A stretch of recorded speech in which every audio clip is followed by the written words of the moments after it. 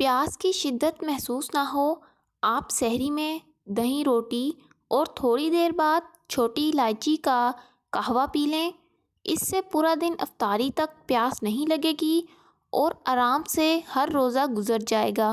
اگر سحری کے مینیو میں چند چھوٹی چھوٹی چیزیں شامل کر لی جائیں تو کئی طبی فوائد حاصل ہوں گے۔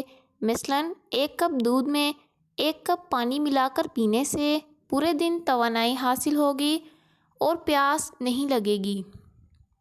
دہی کی لسی پینے سے بھی کمزوری، پیاس، بدنمی سے بچا جا سکتا ہے۔ سحری میں 5 کھجوریں کھانے سے پورا دن جسم میں گلوکوز کی کمی واقع نہیں ہوگی۔ تازہ پھلوں کا جوس اور کھجور کا استعمال ضرور کریں۔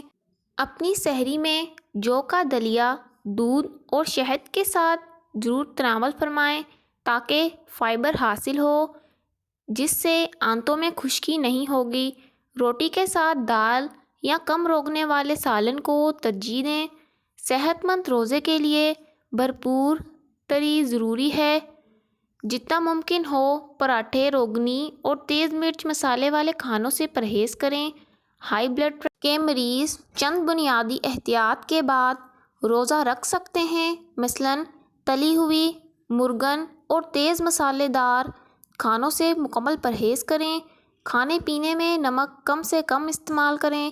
کولیسٹرول لیول باقاعدگی سے چیک کرتے رہیں۔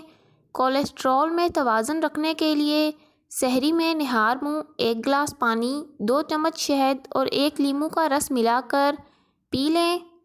افطاری کے وقت جو بھی شربت بنائیں اس میں لیموں کا رس ضرور شامل کریں۔ لیموں کے رس سے جسم میں وٹامن سی کی مقدار بڑھتی ہے اور تھکن دور ہوتی ہے۔ رمضان کے مہینے میں وزن کم کرنے کے لیے اور موٹاپا دور کرنے کے لیے ان باتوں پر عمل کریں۔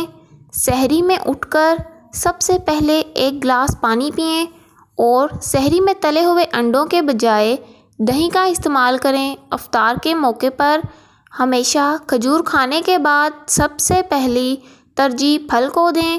آلو سے بنے پکوڑے بالکل بھی نہ کھائیں کیونکہ آلو موٹاپے کا سبب بنتا ہے۔ سبزی کے بنے رول کھائیں۔